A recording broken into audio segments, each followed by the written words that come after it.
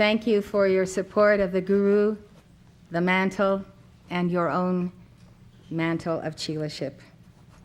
I'm very gratified to be in your presence this evening. And I think from time to time, a certain slice of our teachings should be on the Guru-Chela relationship, so that we have nothing to fear and every reason to embrace the wonders of the love of our gurus throughout the Great White Brotherhood. Reliance on a guru or spiritual teacher is fundamental to many spiritual traditions. This Guru-Chela relationship is especially emphasized in Tibetan Buddhism. The disciple gains the blessings of all the Buddhas when he diligently practices his guru's teachings. Tibetan Lam Dilgo Khyentse explained this principle in his book, The Wish-Fulfilling Jewel. If one sees the teacher merely as an ordinary being, then one will only receive the blessings of ordinary beings. If one sees him as an arhat, then one will receive the corresponding blessings. If one sees the teacher as a bodhisattva, one will receive the blessing of the bodhisattvas. If, however, one can see the teacher as a Buddha, then one will receive the blessings of the Buddhas. The Guru is like a wish-fulfilling jewel, granting all the qualities of realization. He is a father and mother giving their love equally to all sentient beings. He is a great river of compassion, a mountain rising above worldly concerns, unshaken by the winds of emotions. And he is a great cloud filled with rain to soothe the torments of the passions. In brief, the Guru is the equal of all the Buddhas. To make any connection with him, whether through seeing him, hearing his voice, remembering him, or being touched by his hand, will lead us toward liberation. To have full confidence in him is the sure way to progress toward enlightenment. The warmth of his wisdom and compassion will melt the ore of our being and release the gold of the Buddha nature within. I'm going to read some excerpts on the Guru-Chela relationship from the book, The Eternal Companion by Swami Prabhupada, a disciple of Swami Brahmananda. Quote, Sri Ramakrishna himself often rebuked his most intimate disciples, and Maharaj, as Swami Brahmananda was called, also used this method to train those who were near and dear to him. The chastening of a disciple never began, however, until after he had enjoyed several years of love and kind words. These experiences were painful at the time, but they were later treasured among the disciples' sweetest memories.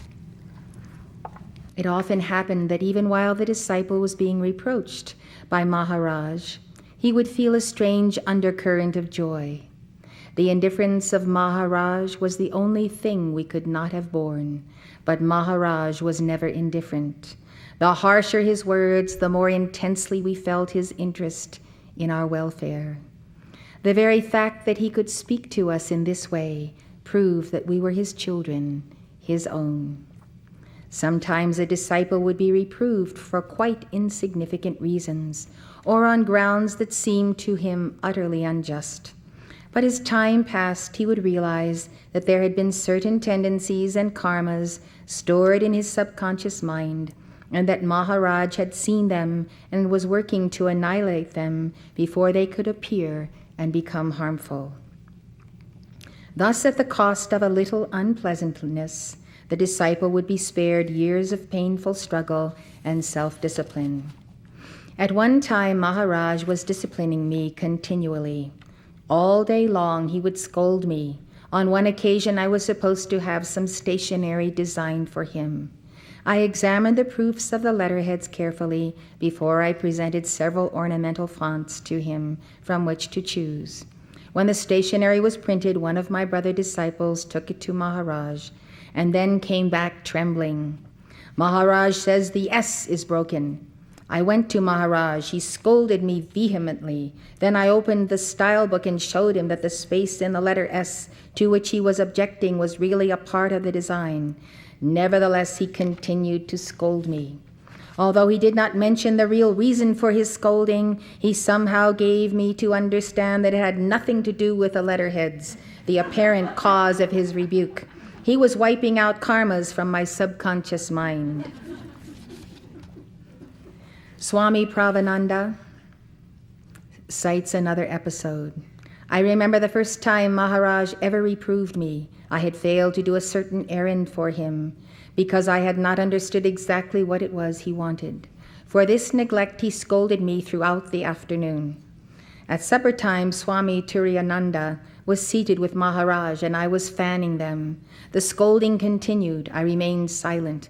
Swami Turiyananda turned to me and asked, "Do you know why Maharaj is so hard on you?" "No," I replied. "Frankly, I don't. I do not see how I am to blame." Then Swami Turiyananda said, "There are 3 classes of disciples. The 3rd class disciple merely does the Guru's bidding. The 2nd class disciple does not have to be told. He acts as soon as the thought arises in the Guru's mind. But the 1st class disciple acts even before the Guru has had time to think. Maharaj wants you all to become 1st class disciples." The mantle of the Guru. As you know, beloved Saint Germain, beloved El Morya gave me the mantle of Guru so that we might have a Guru-Chela relationship on earth. It is a wonderful thing to know one another on earth and not merely in the etheric octaves. I am always wearing the mantle of the Guru. Wherever I go, it is present with me, whether at the altar at home, in a social setting, on an airplane, or even when I am sleeping, I still wear the mantle. The mantle carries the weight of the mighty I Am presence. That is the meaning of the Guru. It is the presence of the I Am that I am. The ascended masters use me to reach chelas, often in the most unlikely places. I reach them with whatever they need at that moment. Sometimes it's comforting love, sometimes it's illumination, and sometimes it is the chastening fire. What is the meaning of the chastening fire? We should all know this. You should all know about me, that throughout my life of being a chela under the Ascended Masters, when I was consciously aware of it, and prior to that time, I received and continue to receive the chastening fire of the Ascended Masters and my beloved Bapu El Morya. This never ends, thank God. Thank God we may always be chastened and brought into line by the great masters whom we trust. So what is the meaning of the chastening fire? The author of Hebrews reminded the early Christians of the true meaning of chastening. He said, "Ye have forgotten the exhortation which speaketh unto you as unto children, my son. Despise not thou the chastening of the Lord, nor faint when thou art rebuked of him. For whom the Lord loveth, he chasteneth, and scourgeth every son whom he receiveth. If ye endure chastening, God dealeth with you as with sons. For what son is he whom the Father chasteneth not? But if ye be without chastisement, whereof all are partakers, then are ye bastards, and not sons." Hebrews 12:5-8. The author of Hebrews also explains, "Now no chastening for the present seemeth to be joyous, but grievous. Nevertheless, afterward it yieldeth the peaceable fruit of righteousness unto them which are exercised thereby." The chastening fire from the Guru is a true gift to be received and internalized. It dissolves our human substance and replaces it with a true divine matrix so that we can reintegrate with the truth and our real self. I personally have very sadly seen many would-be chelas fail because they either could not or would not endure chastening. What a great, great pity. I have seen this. I have been here, there, and everywhere around the world. I remember sitting on the floor before chelas, speaking to them of the chastening, speaking to them of the great fire of God's love that purifies us, strips from us substance that we do not even know that we have. And I have had people turn me back again and again, refusing the chastening, refusing the love of God, refusing that moment when they could be transformed and truly understand what it means to be a being of light. Chastening is never given in anger, although the chela who receives it may so translate it to be because of their own anger. Chastening is a ruby fire that purges and purifies and restores you to wholeness if you accept and internalize it. That is the key. Accept it. Let it in. Internalize it. Internalize it. Let it pass through all the organs and the systems of your body. And know that that chastening ruby fire is cleansing you. And the cleansing comes from God, your mighty I Am presence. I have observed chelas during more than 30 years of teaching, and I have come to the conclusion that human pride, or devil pride, is always the culprit, because wherever there is human pride, there are demons that sustain that pride in the individual. It is always human pride or devil pride that takes exception to correction from the voice of Christ, no matter through whom that Christ is speaking. I have wrestled almost physically with so many people, so many chelas who were rebellious. I remember it was in Pasadena, we had a Blu-ray quarter. All the Blu-ray people came out. It was the largest attendance we ever had. It was something like 150 students during that quarter. And in those days, I would receive chelas one at a time or two if they were moving together. And I would give them a life reading. It was an amazing experience, but El Morya gave me a life reading for each one of those individuals.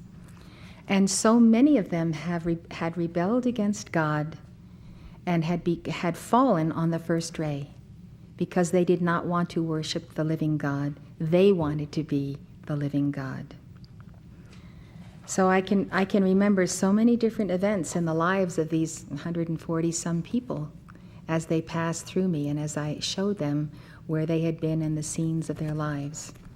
And I don't think very many out of that entire class actually assimilated the tremendous compassion, the tremendous love of the Guru El Morya of the first ray.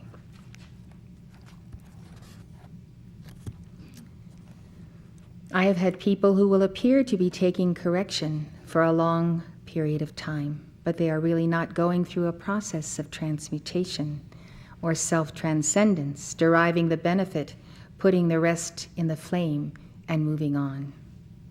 So down the road, they decide to get sick, they decide to quit, they decide to have a nervous breakdown. This is reality. This is what we've seen all these years.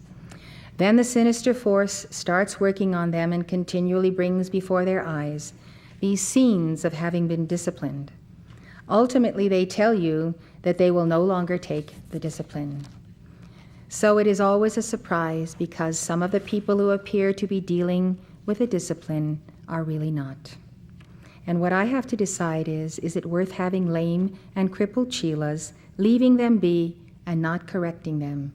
Or should I chasten them until they finally see the light? The attitude of the chela often determines how far the guru can take him. I had an opportunity recently where there were many people, and I recognized someone who had been on our staff, and I hadn't seen this person for many, many years. And I knew that this person, in the years that he had been with me, was not able to take chastening. And I thought to myself, perhaps I was too hard with this person. because they were never able to process the chastening. And if I would rebuke them, they would kind of boil and simmer and be annoyed, but they would hold it in. And they would not want to show it, but in reality, they had great anger. And these are various people that I've seen. So this person came along who'd been a member of our church. And I was very happy to see this person because I hadn't seen this person since he had left staff with his family. And I always held love in my heart for this person and was happy to see him so I could greet him and so forth. And so when I greeted him, he went into a tirade of verbiage that did not stop. And it was about what terrible things I had done, how many people I owed mountains of karma to because I had been so cruel to them by disciplining them. This went on and on, his wife attempting to soothe him and very shocked regarding his behavior. So I had decided earlier in that conversation that I was going to apologize to him. And what I was going to apologize to him for was not having recognized that he really would not, could not, and did not have any intention of balancing that karma, getting through his anger, and getting beyond that anger to his victory. So this discussion became more and more intense, and finally I realized there was nothing more that I could say except the following. I said to him, called him by name, I said, I need to love you, and I'm going to love you. And then he passed on in the line, and that was the last I saw of him. So it is a wonderful gift that we can give love to those who need it, to those who rail against us, to those who don't appear to be on the path, or perhaps someday they will return to that path. Perhaps life will teach them. So I think the gift and the grace that God gives to us is that if we meet so-called self-styled enemies, I don't believe I have enemies. I always love to give love to those who are the self-styled enemies. But if they do not receive it, I still make calls for them because it concerns me. Will they make it? Will they finally come through? Will they shed this substance of their pride and their anger and finally find that attunement with their Lord and Savior? If they do not, I am concerned as to what will become of them. So the attitude of the chela often determines how far the guru can take him. And that is axiomatic. Do you remember Jesus' fiery rebuke to Peter? He began to teach them that the Son of Man must suffer many things and be rejected of the elders and of the chief priests and scribes and be killed, and after 3 days rise again. And he spake that saying openly, and Peter took him and began to rebuke him. But when he had turned about and looked on his disciples, he rebuked Peter, saying, Get thee behind me, Satan, for thou savorest not the things that be of God, but the things that be of man. So, the part of us that is the dweller on the threshold does not want to enter in to the heart of God. Jesus went all the way on his path, and we must realize that at any time he may call us to specifically walk in his footsteps. What will we find? We will find that the Son of Man, our own being, will suffer many things. Have you not all suffered, and have you not also all been glorified? To be rejected of the elders, have we not all been rejected of the elders of the churches of the world, the synagogues, the courts? We have suffered the chief priests, the scribes. We've been killed, we've risen again many times. It's interesting as we were talking about Moscow this evening, but it really is an amazing thing to go back in the memory and to realize sometime about 1918, 1920, the Tsar and his family were brutally assassinated. Among that family was myself and Mark Prophet. And what has happened today for us is that we live again. We are here to challenge the challengers who moved against us in this century. It's not so long ago. That we can go back and claim the victory and bring all the light bearers into that great reunion with God, to show them the path, to give them the science of the spoken word that liberates them. To think we could do all of this and it's still the same century where we died and were born again and have come forth, and where we can go to Moscow. Maybe many of us can go there on a trip and have a wonderful reunion with so many souls that we were a part of. And so you never know how the course of life takes you, that in such a small period of time you can go through such agonizing deaths and come back fully clothed in the resurrection flame. So Peter had that doubt. Peter had that substance. Peter didn't want his Lord to suffer. But it's like saying to this man who came through the line, I need to suffer, and I'm going to suffer for the glory of God and his kingdom, for the transmutation of the world and our chelas. I want to tell you as I read to you now that I have such a profound love for each of you and every chela in the world whose face I may know at inner levels, but not on earth. I want to tell you this so that you will realize that nothing that you can tell me about yourself that is not good, that's bad, that's this, then that, nothing will ever allow me to stop loving you. And I hope you will remember that as long as you live and on to many octaves of light. So Jesus rebuked Peter, and Mark Prophet would say to an out-of-alignment chela, you're a tool of the sinister force. How would you like having that being said to you? It was said with intense fire when it was said. How many people here have been a tool of the sinister force? All of us. Any exceptions? Stand up, the exception, please. The idea is to reduce the numbers. The fire that I give people comes from the altar. It comes from the flame of the Ark of the Covenant that is suspended in the etheric octave over this very altar. Now we talk about the messenger stepping down the fire. The messenger at will can step down the fire that he delivers to a chela so that that chela can make it. The messenger acts then in the position of the Holy Christ Self in defense of the chela before the I Am Presence. Under the Mosaic dispensation, without the Holy Christ Self or Guru as intermediary, the fire from the Ark of the Covenant would destroy the chela. You remember the story of Uzzah from the Old Testament.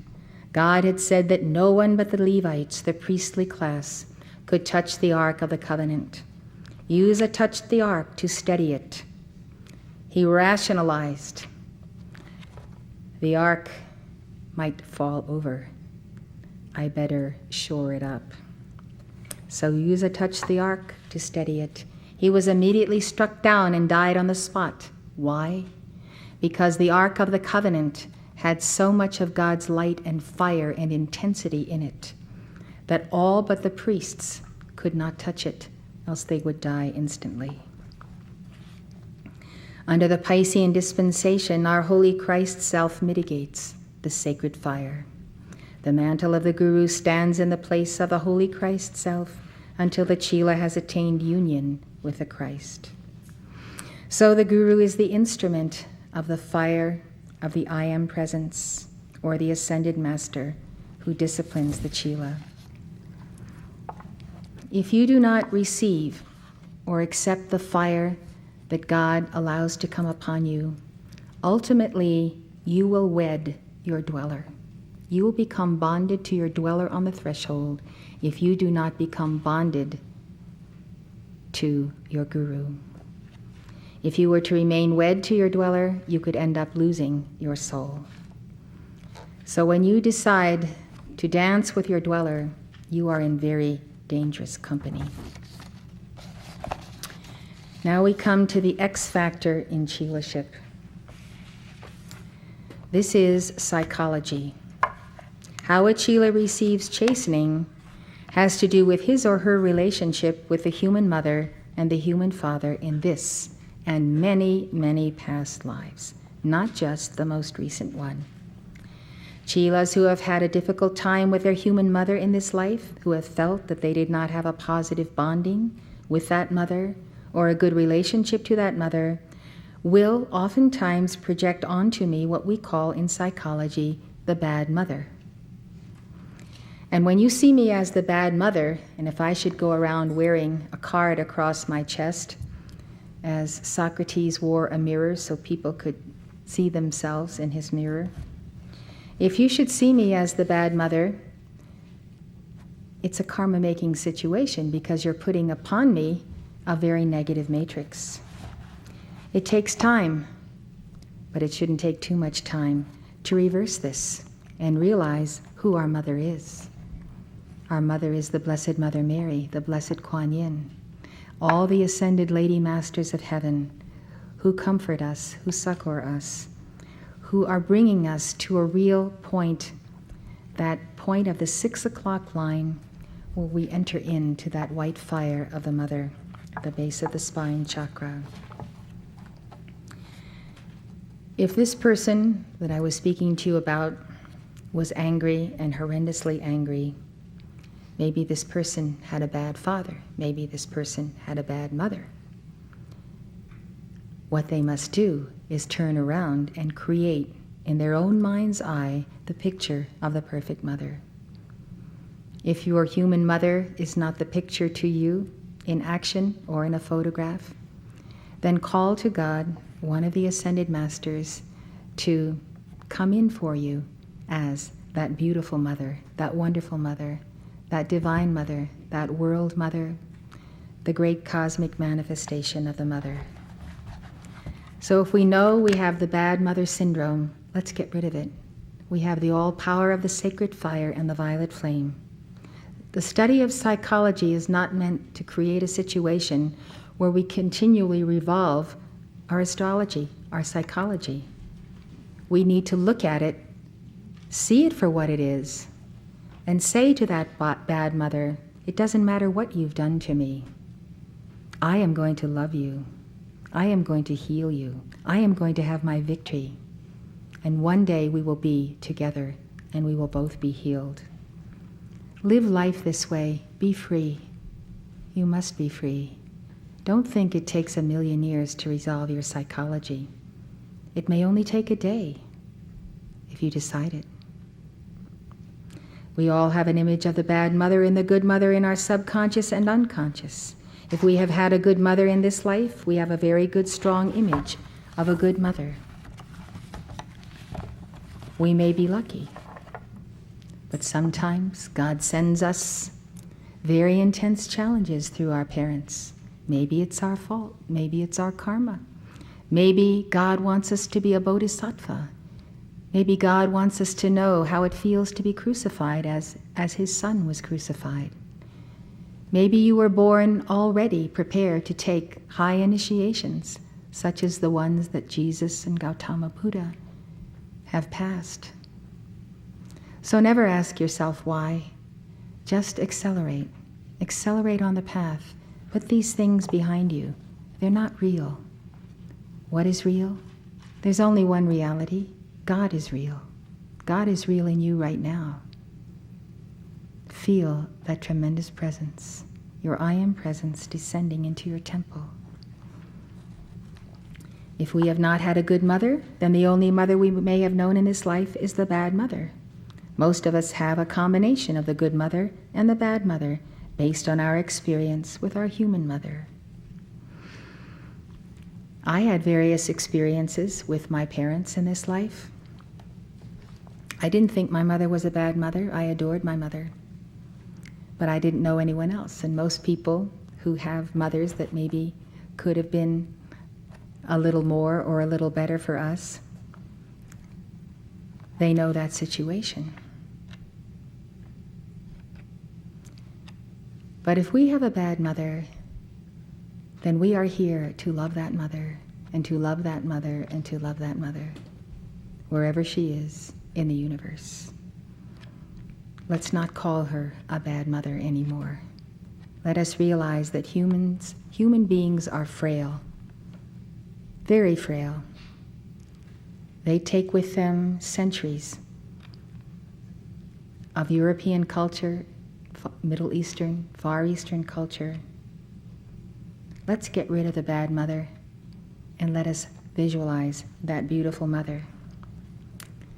I remember after Mark passed on, I was looking through his effects, and one of them was a scrapbook. And apparently he had studied Unity School of Christianity. He had studied various metaphysical things. And so he had a scrapbook because he'd learned about precipitating. And in this scrapbook, he had put in it everything he wanted to have happen in his life. So he had been stationed at Colorado Springs in the Air Force during the war. And so he knew the town well, and he created a scrapbook. He put in his scrapbook the picture of a mansion where we ultimately came. He had a picture of someone, a female person that he cut out of a magazine, and put that in his scrapbook, and a host of other things that went on and on and on for pages. And when I looked at that scrapbook, I realized that everything that he had put in that scrapbook had come to pass. So he had the power of change, and so do we. We have this alchemy. We can change our bad mother into a good mother anytime, because the badness of the mother is not real. That's the bottom line. The badness of the mother is not real because evil is not real. And we say it all the time. And its appearance has no power. But inside that heart that God created, that soul that God created, there is a point of light. And even if it is a very singular point of light, and that is the only good thing you can find, you can expand that light until that good mother is the good mother. And you don't have to wrestle with it for the rest of your life. Isn't that a great unburdening tonight? You don't have to wrestle with a bad father, a bad mother, bad grandmother, bad grandfather, etc. They don't exist. The real person exists, do you understand? And that real person may have been bruised and beaten and put down. And so we learn compassion in that household. We learn to understand what it means to see a father who's an alcoholic almost every day of his life. That is something that many of you have seen, but that's not your real father. Yes, you have a father in heaven. Yes, you have a father El Moria, but you also have the original matrix of that father. And that's where you plug in the contact. And that is where you go back beyond parents who are also passed on, already passed on. And you see them in their perfectness. And what happens? It's like there's an outline on the wall. And when you put that right puzzle piece in, which is the outline of your father or your mother, all of a sudden, that human father and that human mother merges with the infinite. And only the permanent reality of the father and mother still stands, because you have been willing to let go and recognize, I and my father are one. I and my mother are one. Getting on with this concept of the good and bad mother, father. When you come closer to me through the Guru-Chela relationship, you are at the point where your human mother blends with me, and you do not necessarily distinguish between the two. So if you're hanging on to the human mother, you may put that sign across me that says human mother. So whenever I deliver the chastening, you may project onto me subconsciously what you have experienced with your human mother. This is a very sad way to waste time. It's a big time waster. Let's get beyond it. We have Saint Germain's violet flame. We don't even know what that violet flame can do. It can be a substance as hard as crystal.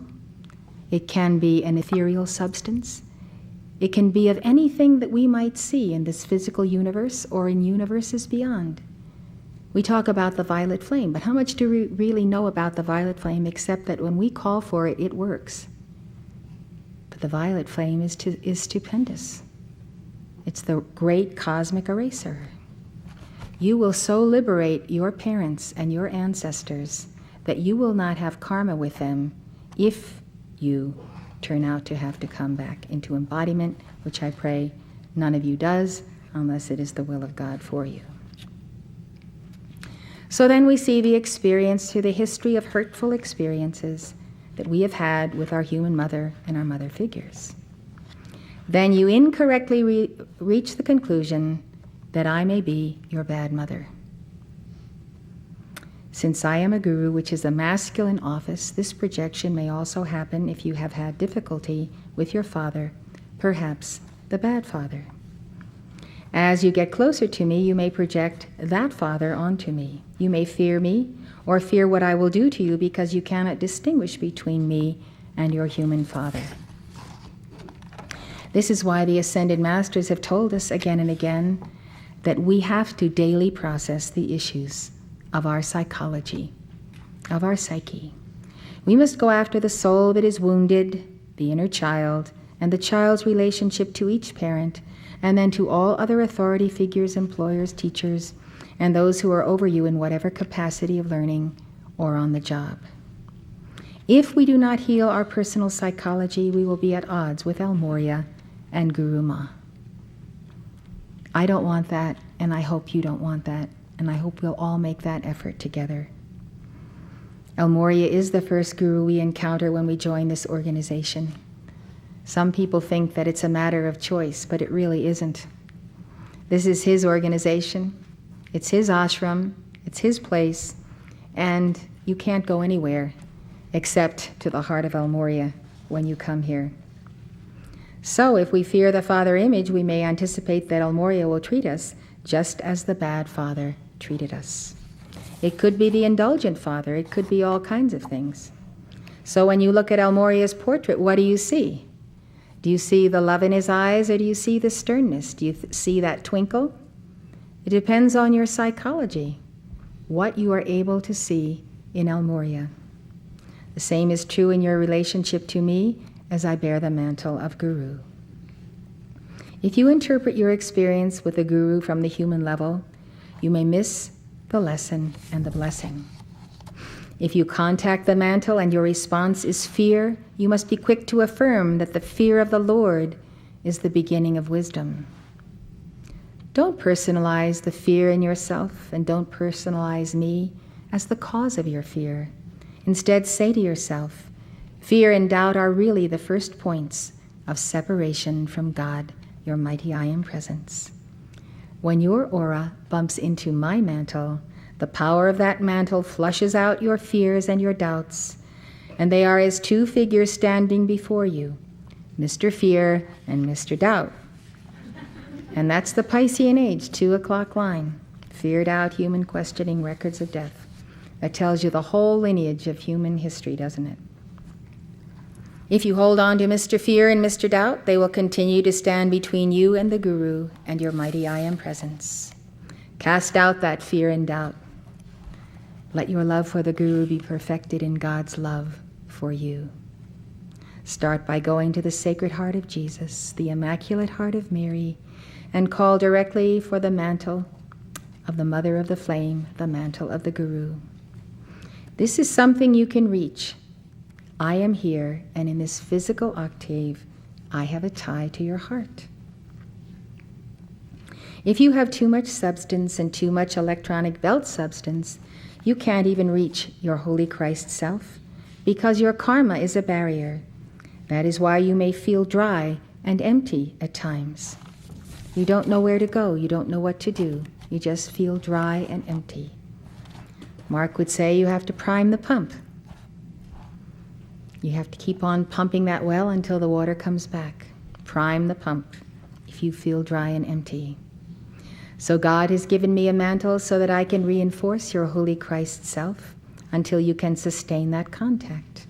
I can also reinforce your I am presence. Until you get through that karma, the way you maintain the contact with the Holy Christ self and the I am presence is to call for that tie to be reinforced by the momentum of my life stream and your call to the Ascended Masters. The Ascended Masters will assist you, but the reason the Ascended Masters have given me the mantle is because the mantle needs to be on someone in physical embodiment who is able to reach out and touch other people who are in physical embodiment. I don't think I'm the perfect guru or the perfect person, but I'm very grateful that I passed enough tests so that God made me worthy of being able to bear this mantle for you, for me to use it in your defense. And I am your defender. We cannot be perfected as human beings. So why find fault with one another when we are imperfect? We are imperfect every day of our lives. We are in the lowly estate of the flesh, as the Bible reads. The lowly estate of the flesh.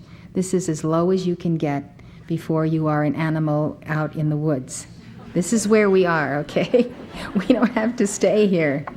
We do not have to stay at this rung of the ladder. So think about this for a moment. Think of ways you have criticized yourself, self-criticism, how you have criticized others, and how ridiculous the whole thing is when human beings cannot be perfect in the flesh. They are perfect in their souls, they're perfect in their spirit, they're perfect in their I am presence, and when they walk with Jesus in the Holy Christ self, they are in that moment of perfection. But until we receive our immortality, we are mortal, and we are heirs of this flesh. So you can easily say about Mother that she's imperfect, and you will be telling the truth. That's the bottom line. I hope that we don't have to think about one another as being imperfect, because it's time-consuming and we already know it. We already know we're imperfect. How many times do we have to hear about it?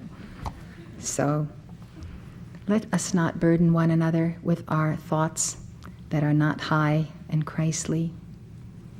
Let us do that for Moria. It pains me to see him have to take on our burdens. How to capture the opportunity for chelaship. When the chela feels the burning action of the sacred fire from the Guru, he may run both from the sacred fire and the opportunity to internalize it. In his pride or fear, he may reject the chastening.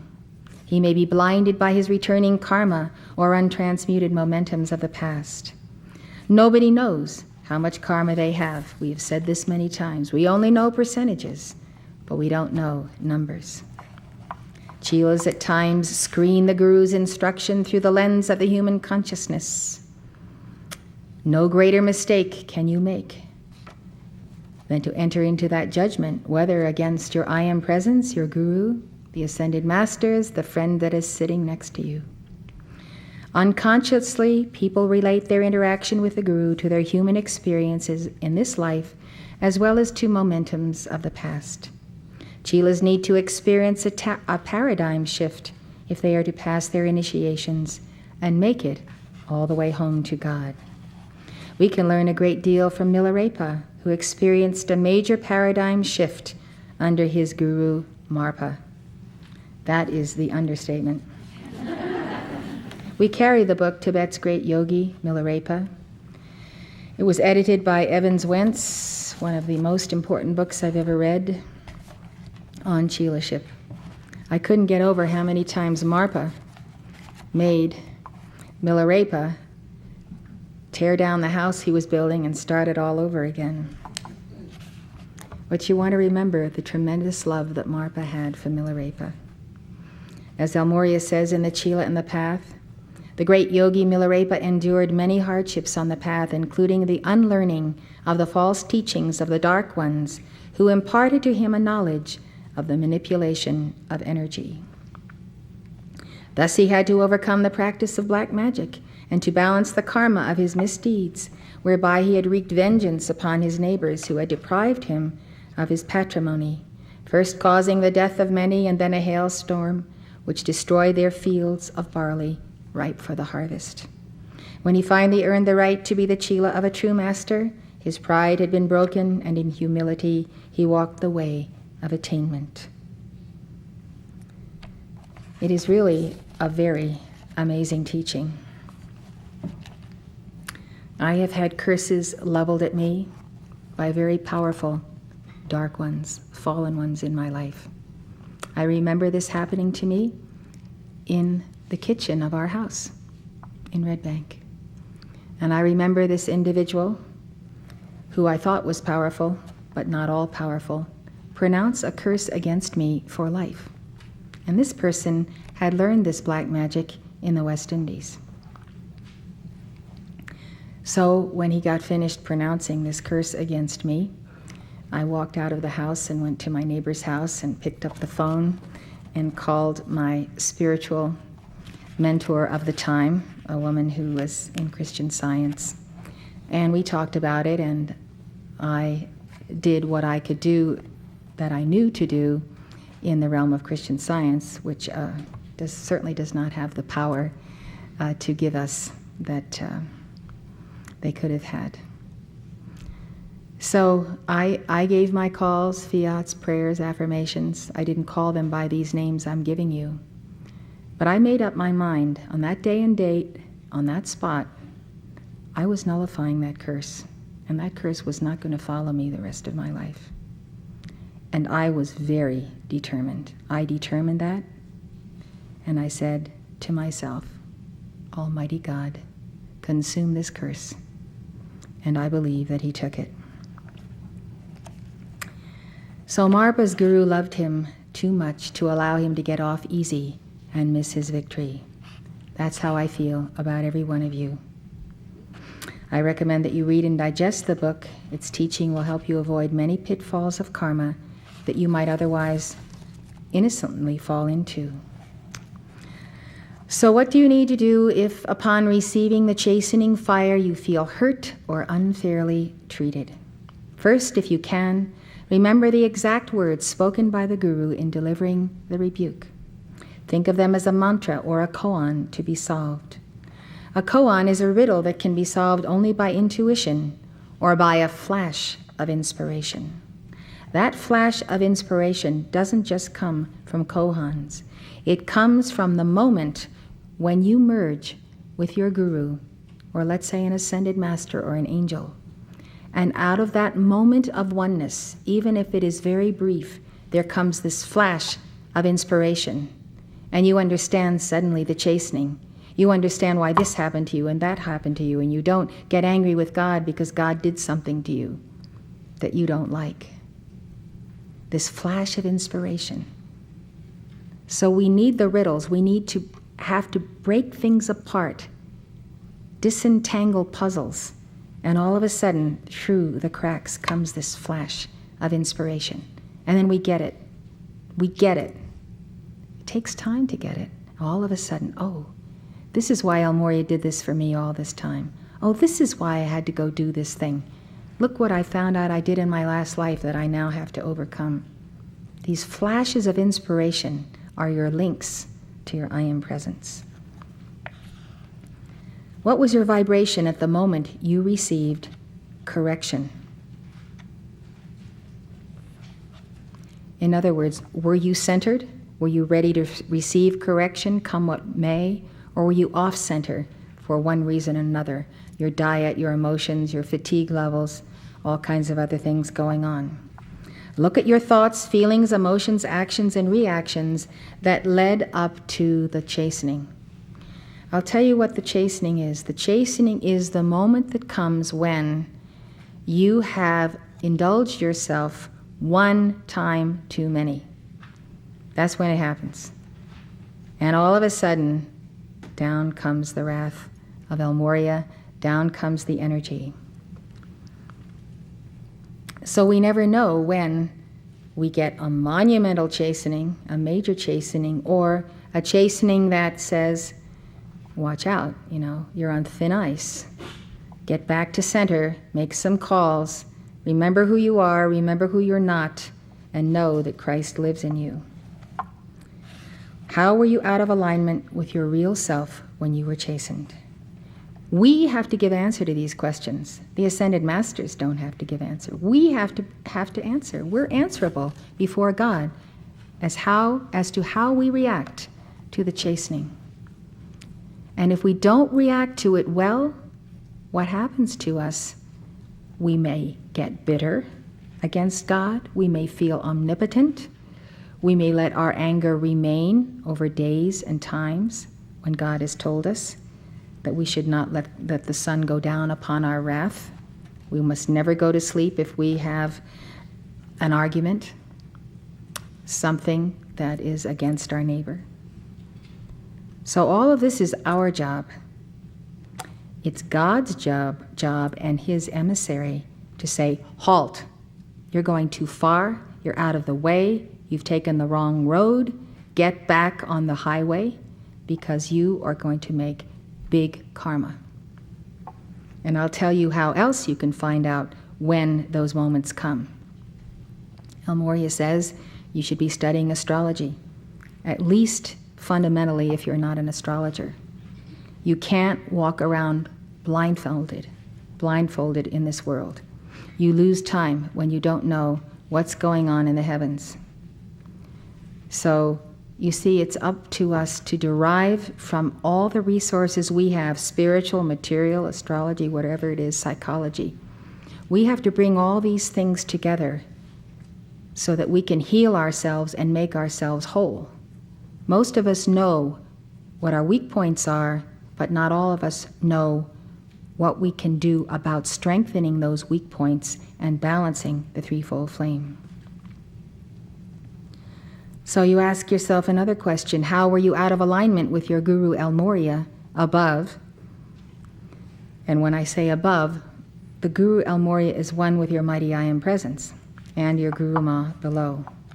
Review what you know about your own psychology in this life. We all know something about it. We probably all should know more about it.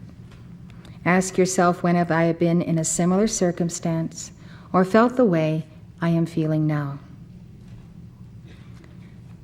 If you've done the same thing again and again, had the same types of encounters again and again, look at yourself. Keep looking at yourself. Don't look anywhere else. Ponder what momentums you have been trying to resolve that may be close to the surface and up for transmutation. Again, that's your astrology. As you go around the clock of the year, of your birth year, your astrology, you come to the point where your astrology will tell you that there's something that's been around maybe for thousands of years, but this is the moment of the conjunction of planets when you may be close to the surface, and this substance right now, today, may be up for transmutation. So if you know the astrology of your cycles, you can really make much more rapid advance, and therefore I suggest that those who are the whizzes at astrology give us a course every couple of weeks that we can take home with and so forth. It's very important. You may miss the boat because you don't understand astrology. So what is your astrology today? How many people know what today's astrology is in their lives? Put up your hands. Quite a few, but most of you don't. So that's one thing we need to get on to. You know what we're doing? We're plugging up the holes. That's what we're doing. It's like the sinking of the Titanic. We're plugging up the holes all over this ship so it won't sink. If you leave the holes open, the ship is going to go down, and you won't have your victory. What has your astrology been for the last 6 months? What will it be for the next year and a half? You need to know. See and accept the sacred fire from El Moria and from me as a return of your personal karma, often mitigated by your own momentum of service or the intercession of the great law. In other words, God has shone his light upon you and has said to you in his heart, this is my beloved son. I want to be well pleased with this son, so let this son demonstrate to me that he can have this victory. You know, I think that people who don't want to hear about the Guru and don't want to hear about the chastening, that they must be idolatrous of themselves, and therefore idolatrous of me. And you can't get anywhere being idolatrous at all. Maybe anyone who has that sense, sometimes we can't see it, like we can't see our backs. Sometimes you can't see your idolatry, but please look at it. You don't have to talk to anyone about it, but if you see it, go after it. It's like a shadow, it skips around. The sun changes in the heavens, so you're not always seeing the same side of yourself. Take it as an opportunity for soul searching as well as transmutation and transformation. So we return to the question, what is the lesson here? Self-observe and ask yourself, where is all this coming from within me? What is God trying to help me surrender? What has God been trying to tell me lifetime after lifetime after lifetime? Most of us have one or two things that we've had for so many, many, many lifetimes. And it's almost like it's the biggest blind spot we have. And it's probably the heaviest karma. I would wager that 90% of us here have something we've carried way too long. And if we really will look at it and dig it out, we'll find it. And we decide to tackle it, I think you can see yourself really grow in leaps and bounds. Keep reviewing all of the above points until you achieve understanding and the paradigm shift that reflects the lessons learned. To sum it all up, the best antidote to the chelas' resistance to the chastening of the Guru is to embrace the path of the ruby ray. That path is personal sacrifice, personal surrender, personal selflessness, and personal service. This means we give personally to others, not just impersonally. Let's take up another vein of teaching. Each of us looks at life through our own paradigms. Sometimes when chelas hear the fiery message of the Guru, their mindset keeps them from understanding the lesson. Karma and human psychology blind and deafen the chela. We're blinded by our karma, every one of us is. We just can't see. It's a real blind spot. Blind and deafen the chela. We don't hear. And we don't hear because we don't listen. And if we listen, we're not listening to God, we're listening to somebody else. I always think you should have one ear to God and the other ear in your service. Not understanding the initiation, the chela may blame his problems on somebody else and gossip about his interaction with a guru. Gossip about a discipline or blaming the guru is especially dangerous. I want you to know that I am not burdened for me when you gossip about me. I am burdened for you, very much burdened for you. We should just decide to cast it into the sacred fire and be gone. Let it be gone and let us move on. Gossip about or blaming the guru shows that the chela is angry and resentful, has not accepted the discipline, blames me. I may get a lot of anger coming my way. And the chela's dweller is undoubtedly angry and resentful. And unfortunately, it lasts longer than 24 hours, and that results in major karma. The reason being, your soul goes out at night, it is angry. It doubles up with demons, fallen angels, others, especially if the person is vehemently out of alignment. So he doesn't have the angels to protect him. He makes a lot of karma when in sleep.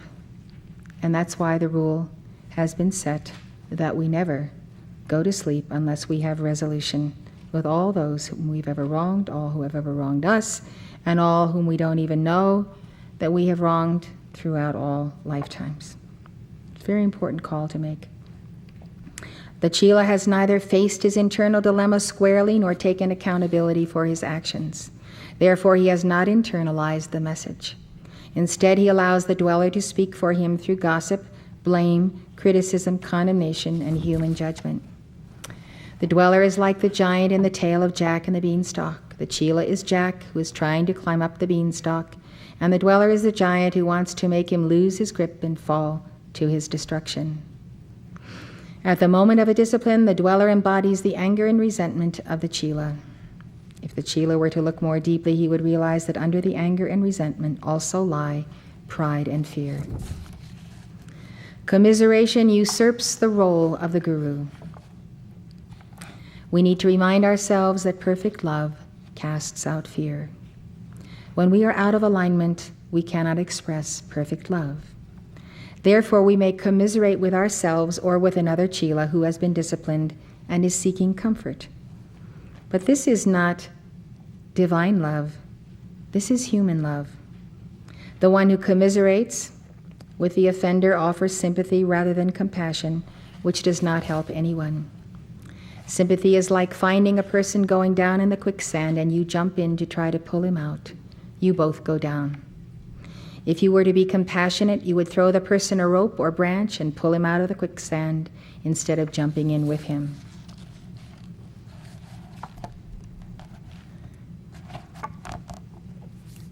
I have seen the situation where chelas have taken seriously what I have given to them. They work very hard on it.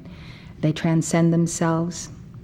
They go into even a higher consciousness to meditate and understand what is the chink in their armor. What I think we need here, in this case, is when we are chastened and given a discipline, we need to be alone. Aloneness is a wonderful time.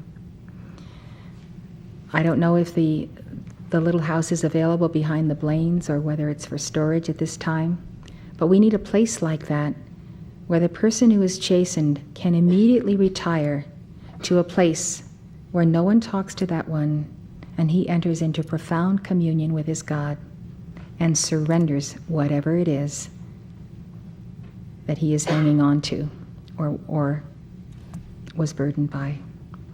That is the way to have a victory on the path. If others come along and commiserate with you and agree with you that your punishment is unjust and that no one should ever have spoken to you that way, it just isn't proper, it isn't correct, it's not done, you don't do this. But you see, we do this. All of the gurus, all of the ascended masters do this. And so when you push through, when you finally have that breakthrough, when the sun dawns and you get up in the morning, maybe you've stayed there in your sleeping bag through the night, and when you finally get to that moment where the next day has come and the sun is brushing across your eyes and you realize and you understand, that means you have your victory and you have it all alone with El Moria. You have it with him. If you let others console you, you haven't had a victory at all. It's no victory at all to do that. You have to be alone with God in the wilderness. I always remember Elijah in the wilderness. Elijah comes along. 900 prophets of Baal come along. They have this huge big pile of wood. Elijah comes along. He's got his pile. He pours water over his wood, which is far less than the prophets of Baal. The prophets of Baal, their fire does not ignite, but Elijah's does. Elijah was alone. He took his initiation alone. It's a very important, pivotal turn in your life. Know when you have to be alone with God. When you talk to God and talk to God and talk to God and say, God, I have to know what's wrong with me. I want to know why this has come about. I want to know why people don't like me. I want to know what I'm doing wrong. I just can't see it. God, show me this. And you will find that if you put all of your heart and soul and being on the rock of Christ, on your mighty I Am presence, you will solve that koan. You will solve that enigma. And with it, you will grow. You will pass your test. This happened recently where someone decided to console someone else. And the person that received the chastening was then consoled by someone else instead of that person being allowed to do what I just said, go alone and find the power of God within you and the strength of God within you. So I explained that, and I think we should all understand it and remember it. Every one of us here has the spunk, has the determination, has the fire in us to say, I'm having a problem, I'm going to God first, and I'm going through everything that there is for me to know about God, the scriptures, and so forth. And then, if after that I can't solve it, maybe I'll get some help. But the real thing is to have your own private, personal victory. You know why? Because you're going to make your ascension one of these days. And you're going to go up through that pyramid, and there's going to be one person going through that pyramid, and that's going to be you. No one's going to hold your hand when you make your ascension. You are in a solo flight. So let's start now so that we're prepared. Call upon the mantle of the Guru to solve your problems. There is a burden upon me as the Guru when you refuse to call upon the mantle or consult me about problems that you are not solving. If you have an unsolved problem and you have it more than 24 hours, talk to a counselor, if you wish. Talk to someone who can help you, such as a therapist. Don't go around with unresolved problems. It's a very bad thing. You're multiplying your karma, and you've got plenty of karma already every day of your life that comes down upon you. Don't go around with unsolved problems. That's what the day is for. The day is for you to solve problems. Every day is a problem-solving event, right? So we have to do it. People who don't do this, don't process, even if they don't have a therapist, they can process. They know they have a problem. They can work on it. Let's do that. Let's be really white, saints robed in white. Let's know that our garments don't have all these spots in them of things we haven't resolved.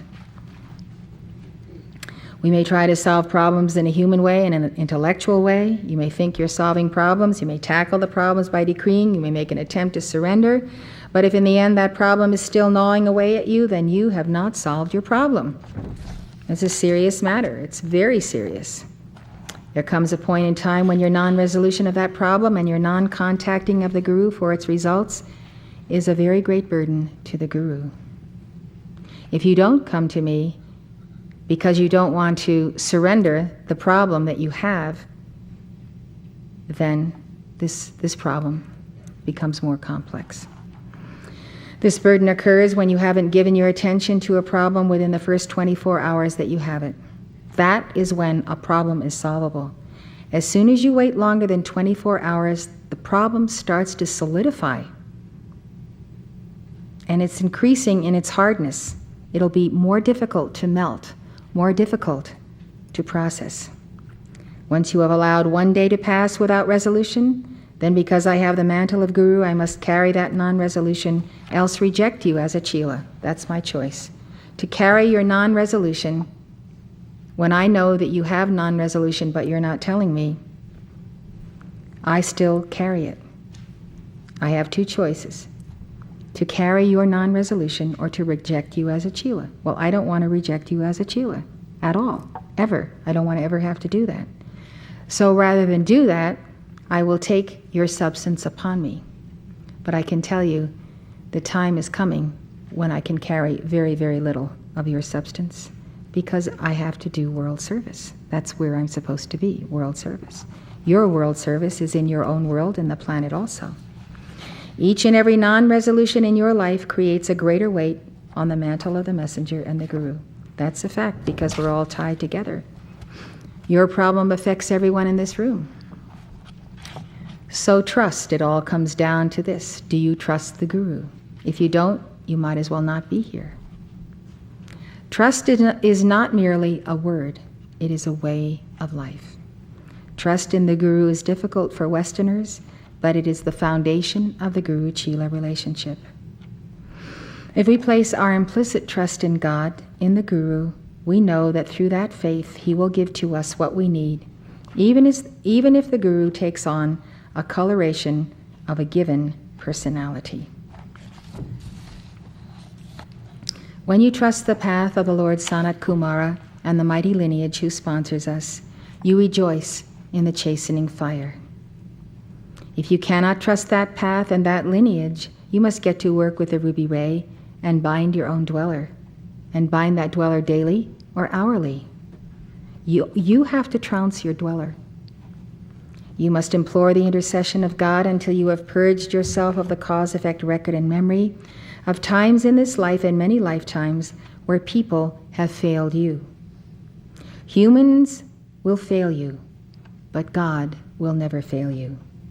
You need to get past that point of pride that says, I cannot trust, just because someone once deceived you. Trust leads to the chelas surrender, to the chastening fire. Trust leads to the chelas surrender, to the chastening fire. Chelas who accept the chastening of the Guru in the right spirit do not condemn me. Those who do not take the chastening do condemn me. They may not condemn me to my face, but they do condemn me, whether in their hearts, their souls, or talking to others. I feel that. I understand that people have condemnation and sometimes it comes upon me. But I think we should grow up and not condemn anyone anywhere in the world, but call for people's enlightenment. It is true that the Lord loves those whom he chastens. It is with the fire of divine love that I chasten you. Chastening is never condemnation. It is instead the gift of my heart to your heart, so that you may make it all the way home. And that's my goal for all of you. The pain of chastening brings the bliss of redemption. We remember the words from chapter 12 of Daniel. And many of them that sleep in the dust on the earth shall awaken, some to everlasting life, and some to shame and everlasting contempt. May all of my chelas awaken to everlasting life.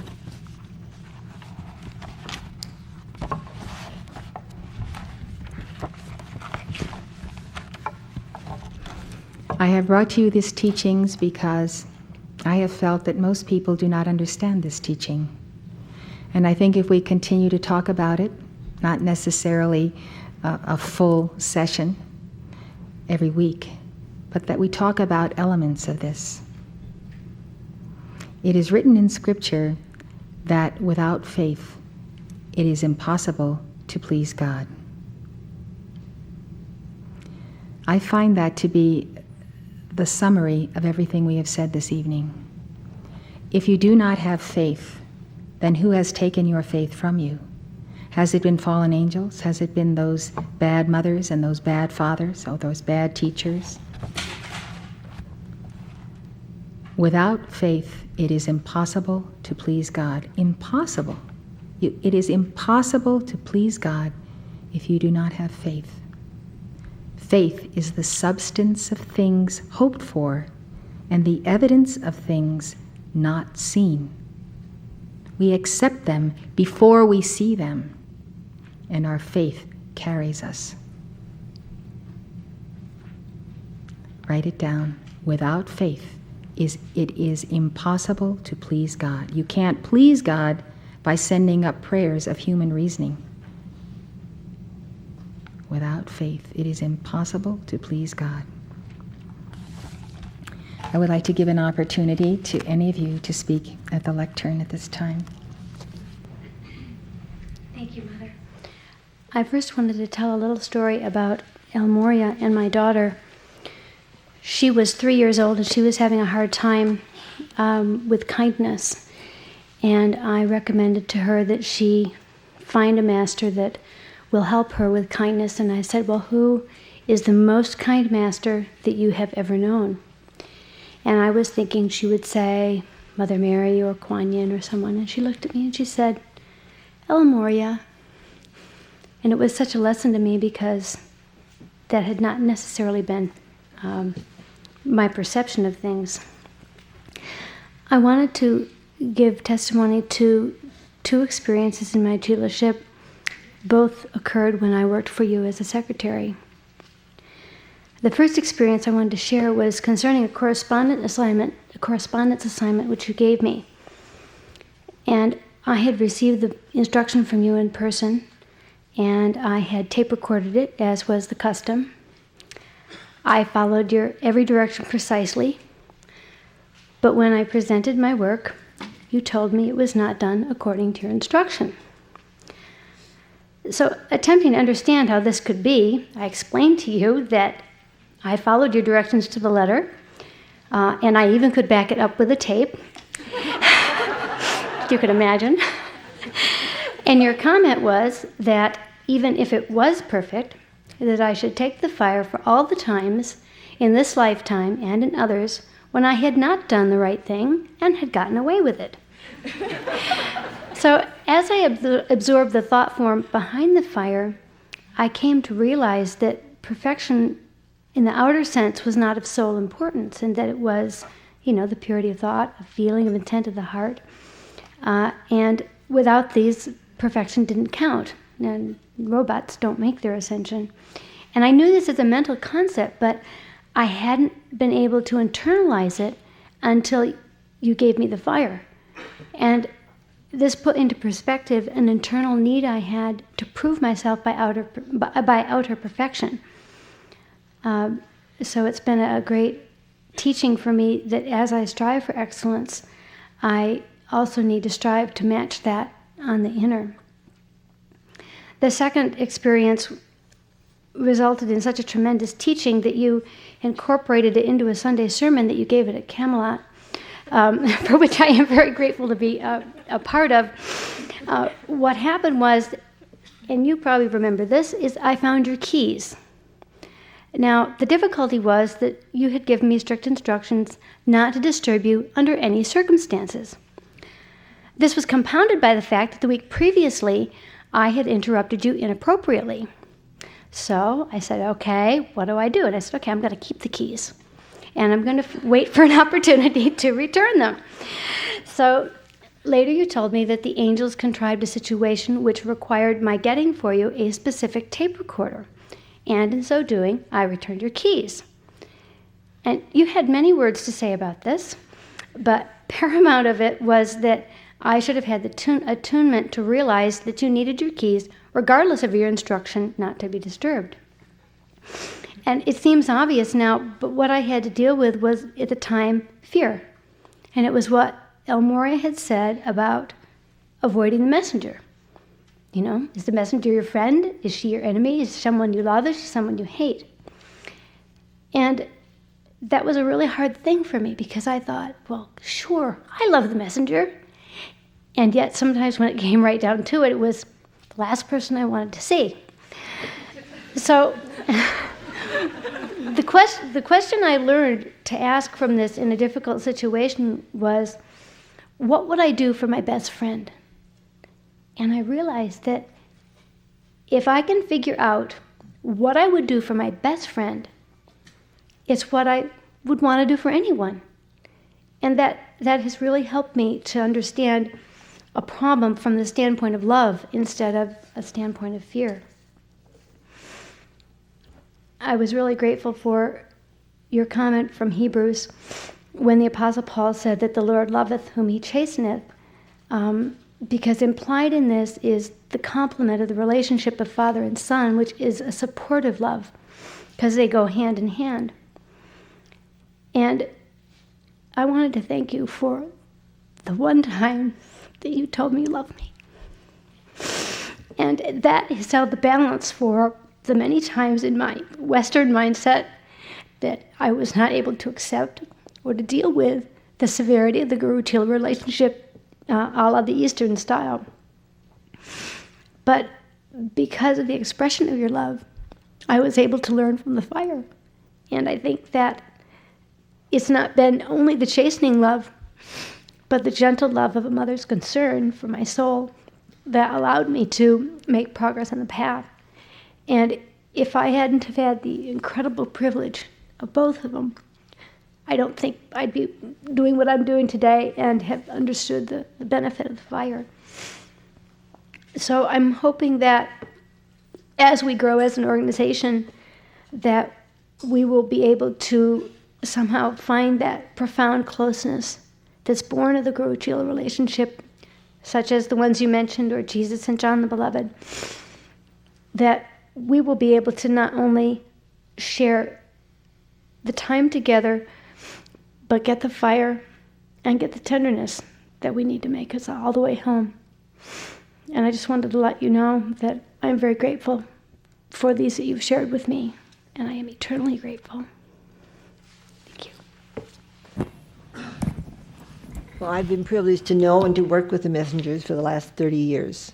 Mark from 1966 to 73, and Mother from 66 to the present. I've witnessed Mark's type of discipline, and I've also experienced it personally several times. He would call us together as a staff, the entire staff. He'd buzz 5. That meant there's going to be a staff meeting. And then he would explain to all of us what a certain individual had done. And very often that certain individual was Mrs. Booth. And, and then he would go ahead to explain the ramifications of the act and what he thought it meant. Well, once he called me into his office and said, Mrs. Booth, if I told you in private what you've done, you wouldn't do it again. I said, oh no, I certainly wouldn't. And he said, but if I explain your action in front of the entire group, then everyone will learn about it, not just you. And so that was his method of discipline, and also many of the Eastern gurus, as I've understood, that if the action is explained in front of the entire group, as it has been, they won't repeat it either, everyone who hears it, and they won't suffer the karma personally, since they've learned by hearing what someone else has done. And that has been a major tenet of the instruction of the Eastern gurus. Well, oftentimes I was really surprised because I didn't think I'd done anything very bad. And I'd think, and I couldn't see really anything terribly wrong with it. And Mother has since explained, and of course she read in the thing earlier, that disciplines may have been for something entirely different, something that happened lifetimes ago, and yet not necessarily the present, because the vibration was there, and that's what the master and the messengers can see. So the stripping action of the fire can transmute karma from a past life, many lives even, and the substance when it comes up today for redemption. And I think that's a very, very important thing that we all have to realize. I've learned it some rather sad situations, but I think that whole thing, necessarily, what we are today, may be, at the moment, the substance of past karma, and the fire can strip it. Well, there have been two very important messages from Serapis Bay that I've thought were important enough, in fact, that are value enough that I included them in the Path to Ascension when I was teaching it at Summer University. And they're very short, and I'd just like to read them to you on chastening, this is. First is from the dossier on the Ascension by Serapis. He says, to embark on the path toward mastery, achievement, victory, and the ascension is an initiatic process. Whom God loveth, he chasteneth. And Mother's mentioned that this evening, Hebrews 12:6. The few in ages past who walk through the gates, whose narrow markings may not be too comfortable to those overstuffed with the vanities of the world. And the second came from a dictation from Serapis, September 29th, 1974. He said, remember that you are the tree that must be pruned, that the chastening of the law is the action of God's love. You ought to look with utter compassion upon those parts of life who have no one to chasten them, who are allowed to roam the world free and in rebellion, and to perform all manner of atrocities against the divine image. These indeed need to be pitied. For does not anyone love them enough to chasten them? I say to you, If you are chastened, know that you are loved. If you would be free of the chastening, then I say, be free of the chastening as well as of the love, for the two go hand in hand. Thank you for being our guru, Mother. God bless you. Can you tell him the sock story? The what? The socks, Mark and the socks. You mean when no matter how often we washed them, they never matched up, the men's socks? No, that wasn't it. Maybe we had one staff meeting on that too. Maybe it was the shoes. Everybody brought the shoes. It was the shoes, right? The shoes. That's different from the socks. That's no. right. One staff meeting, I swear, all the men were moaning and groaning that their pairs never turned out when they washed their socks.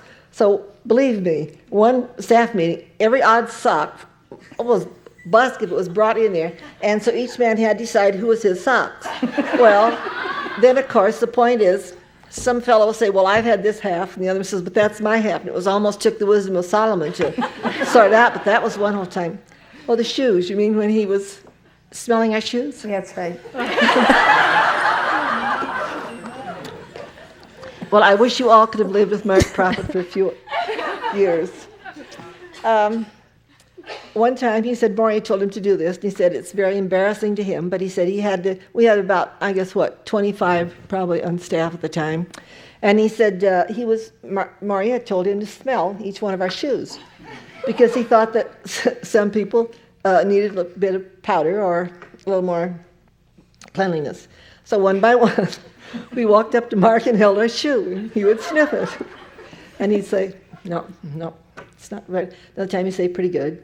I remember with even Florence Miller, our ascended lady, he said, dear heart, you need a little powder in your shoe. So I went up all ready with my excuses. I said, Mark, really, this isn't the pair of shoes I usually wear. He said, Mrs. Booth, it's fine. Your shoes are fine. But while we're on the Mark stories, it bothers me every time I hear someone go out a door and let it slam, because we had one entire staff meeting with Mark on how to close the door. You walk to the door, you take it in your hand, and you walk through, and you don't let it out of your hand until you get out and close the door. You just don't walk through and let it bang. And so we had all sorts of object lessons that I really wish you could have been part of. Thank you very much, Anise.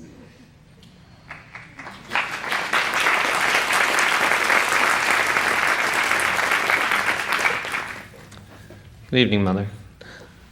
Since this is about the Guru and Chela relationship, the concept of Guru to me has always been the dispeller of darkness, or the dispeller of ignorance. And to me, these teachings have been a very precious treasure for me for many, many years. And I just wanted to share the 9 points that you listed in order to break the habit of ignorance. For me, I have these on a little plate here to remind myself every day what's needed. And you listed them in the following order. Number 1, put first things first. Constantly remember God. Keep in mind the true nature of yourself as one with God. Free yourself from the sense of I and mine. Meditate on God's laws. Study the world's scriptures. Train your mind in right mindfulness. Engage in self-examination. Root out your flaws. See things as they really are. And we all know that can be an enormous challenge. How is it? Number 8, invoke the violet flame to consume unconscious anger, which is the source of all ignorance. And finally, but not the least, call upon a spiritual teacher for assistance. And for me, Mother, your teachings have been a constant source of inspiration, and I wanted to bear witness to that fact, and I found it very helpful to play one teaching over and over and over again so it just penetrates deeper, and I want to bear witness to the fact that it is new each time. Each time that I hear those words, they do sink in a little deeper, and every once in a while, by the grace of God, a chunk falls off and you just see something that you never saw before, and yet it's the same words, appearing at least to be the same words hitting your ears, but they're new, they're dynamic, you're in a different space, and by the grace of God, some new insight occurs. And I just wanted to share my gratitude for these teachings And also, for me, also another teaching that's been special to my heart is the teachings of Bodhidharma, the teachings of Beloved Anello. For me, they have touched the very root of my being. I just wanted to share one excerpt from one of the teachings you quoted from during that seminar to SU. It was an excerpt from the Breakthrough Sermon. It was regarding the mind, and Bodhidharma was very key on disciplining the mind, and I feel this is a teaching, as you state in the teaching itself, that could be reviewed many, many times. It is very concentrated, and for me it has been very enlightening to hear it again and again. I've bought the videos and have listened to them, and I find them a constant source of inspiration, and I just wanted to share this one excerpt here from the Breakthrough Sermon. It says, "The mind is the root from which all things grow. If you understand the mind, everything else is included. It's like the root of a tree. All a tree's fruit and flowers, branches and leaves depend on its root. If you nourish its root, a tree multiplies. If you cut its root, it dies. Those who understand the mind reach enlightenment with minimal effort. Those who don't understand the mind practice in vain. Everything good and bad comes from your own mind. To find something beyond the mind is impossible." By Bodhidharma. I just wanted to express my sincere gratitude for these teachings, and would like to invite any who have not heard these teachings of Bodhidharma to review them. I feel they are a source of tremendous wisdom and tremendous concentrated wisdom, and at least for me it has required numerous listenings to glean the power and the insight that is involved in these teachings. So I would invite you to listen to them and listen to them again, and let the love of Lanello flow from those teachings. God bless you, Mother, and thank you. Thank you very much.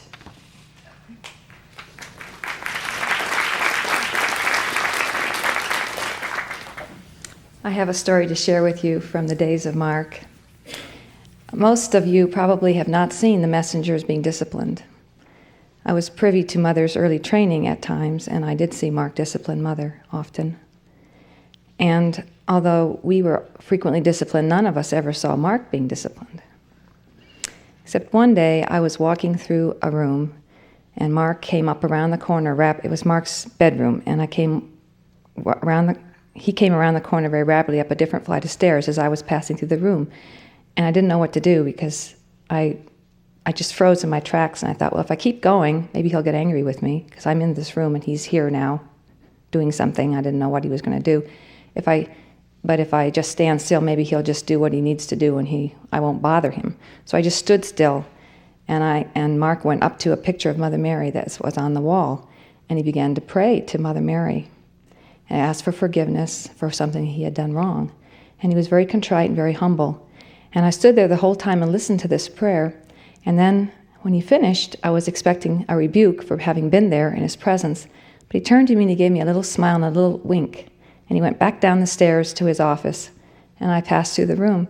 And over the years, I've often thought back to that experience and thought that, he let me witness his humility and his communication with Mother Mary, which was very sweet and very personal and very intimate, so that I would understand that the Master is always accountable to his Guru as well, and that it wasn't just us that was always being disciplined or being chastised, but that he himself was accountable to his Guru.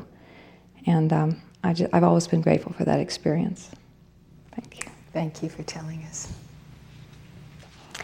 I wanted to thank you for the teaching tonight. It was something I very much needed to hear. And I also wanted to apologize for any non-resolution that I've held toward you in the Guru-Chela relationship in my heart, in this life or any other life. And I especially found comforting to what you said about trust. And that trust is what would overcome the non-resolution and bring about the surrender. And I can think of many ways that I can try to bring a greater trust within myself through calls and going to the Sacred Heart of Jesus, Moria, Mother Mary. But I wanted to ask you if you had any personal instruction for me as to how I could develop a greater trust if I slip into moments of doubt. and lose faith.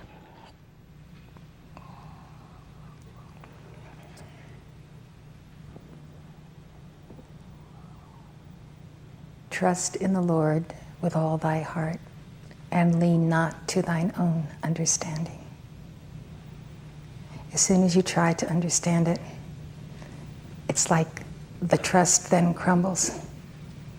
It's the same thing with faith. We don't see faith, but we have faith. So you have the Lord, your holy Christ self, you have your I am presence. You trust in that Lord with all your heart and never try to resolve a situation otherwise. Lean not to thine own understanding. Our own understanding is always incomplete as long as we're in duality. So we can't listen to that. Lean not to thine own understanding. So we always go back to God. You see, trust always takes us back to God. And then we trust Him to know if there are evildoers or fallen ones or calamities about to happen and so forth. It's that trust. Okay, thank you. What I wanted to witness about is what I'm calling the expand my narrow room path that I think I've gone with you. And it started right from the very first time I met you, which you may or may not remember. But this was, you were still at La Tourelle. I was brand new in the teachings. This was 1973. I came in, I think, as one of Lanello's 10,000 after he ascended.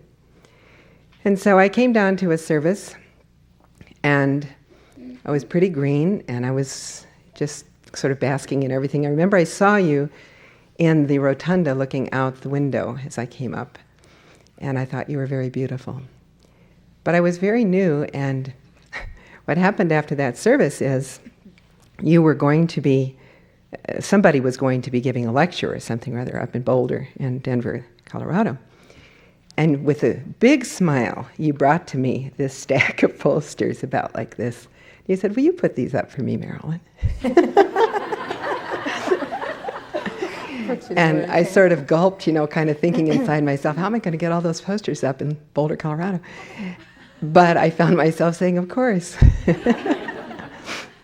And we did. We got them all up. I got a little help from my friends. And then when I went to Summit University, this was really actually second level. Well, first level, at the end of first level, you told me that I should go back to the University of Colorado where I was teaching and hold the flame there. And so I did. And then I was able to we started a study group. At that time we called it a grassroots teaching center in Boulder. And so I felt good about that, knowing that I was holding the flame. But within 9 months of that instruction, then I was called to come down to La Tourelle when you went to Pasadena. So once again, it's like one direction and then another. So I went to La Tourelle, and then we were able to work out a way for me to come to Summit University second level. And I was so joyous of coming to Summit University second level because it was El Moria's quarter, also, of course, with El Moria. And I was so excited about it, and we hadn't gotten too far into the quarter. I've forgotten where it was, 3 or 4 weeks, and this was in 78 when you were going to do your tour around the United States. We had just finished doing the Surrender Rosary in the chapel in Pasadena, which was probably a very good thing, because the minister in charge called me out, and he said, Marilyn, we need you to go out on the road with this other person. And I kind of gulped because my dream had been to finish Summit University. And so I went out on the road. We went 2 weeks behind Mother throughout the United States on this tour. And Patrick Danahy was doing the lecturing, and I was helping start the study groups. And so I made a call, and this is a witness partly too to the interconnection that we have with our Guru. Because I made a call to El Moria saying to him, El Moria, I really want to finish Summit University Level 2. So on the road, I did my papers, and I prayed, and I never said a word to Mother.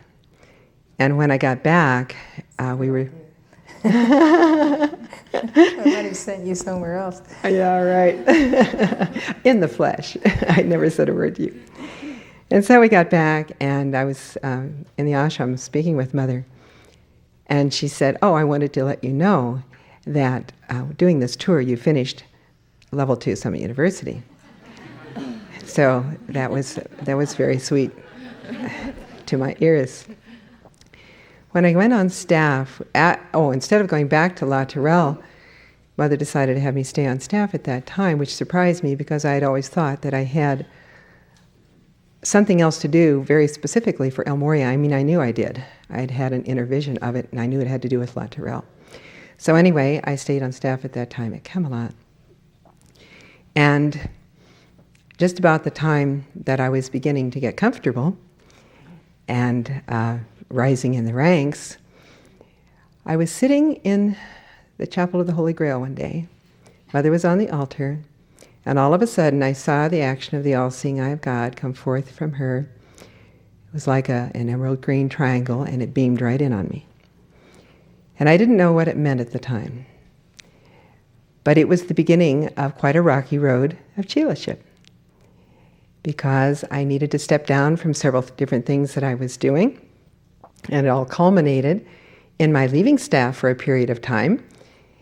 And each of these was like expanding my narrow room. I mean, I was constantly having to readjust to something. And so the first step down was from permanent staff. The second step down was going to the ashram, and I got to scrub walls, and most of all, I got to tend roses in the rose garden. And that was the summer that Mother gave her lecture on imperil. And what do you think is the antidote to imperil? Roses. Right. There may have been other people involved in that, but I always felt that I made somewhat of a personal contribution to Mother giving that wonderful teaching. And so that was the next step of it. And I also had a marvelous opportunity to work on fear substance, which had gone back thousands of years, Mother told me at one time. And as I was working at the ashram, I was also selling crystal and in different locations around LA. And so I had an opportunity to do a novena to Ray of Light and to my Holy Christ self. And I would do 40 of the Strip Me of All Doubt and Fear. I would follow that with 40 Introit to the Holy Christ Flame. And while I had so much of that substance that it didn't perhaps take it all, it certainly made a big dent in it. And that substance was falling off. So then I ended up going back to Colorado. And the one thing that I got from the instruction that Mother gave the minister to give to me was, well, you can go anywhere you want in Colorado, but not back to La Tourelle, because I have people there already. And so I thought, okay. So I stopped in at La Tourelle to say hello to them. I went back to Boulder and got my practice going again, and had just signed a lease, 6 months lease. And I got a call saying, would you come to La Tourelle? Because Ruth Farnham is retiring. And so I came to La Tourelle. I had to figure that out. What I did is I actually commuted between 3 cities, which was more an expansion of my narrow room. I commuted between 3 cities for the 3 years that I was back at La Tourelle. And at that point, I was beginning to kind of get the message, that God wanted me to really, it's like, shake me loose from my pride, shake me loose from my fear. Let me depend upon God, and God in the Guru. And so that's what we were doing. And so I guess I passed a few tests, and so I was able to come back on staff. And this was back at Camelot, and I started back I was in the secretarial pool for a while, and then Mother moved me into personnel. Well, the curious thing that began to happen there was I would be in personnel, thinking about personnel matters, Mother, and you would ask me about something in the office of the national coordinator. And I clearly remember this one time when it finally sunk into me, this thing about the narrow room. I said, well, Mother, I don't really know about that, because that's the office of the national coordinator. I think maybe Jean Vosser would know. Mother said, Marilyn, I want you to know this is nothing but world personnel. world personnel she was asking me about. And so you may not even remember that, but I remember it. And so it was like lights went on again. When I got up here to the ranch, I was in mail processing for a while. But the curious thing was that a lot of times when Mother would call me up there, she wouldn't ask me about something about mail processing. She would ask me about something down here at South Ranch that had more to do with personnel.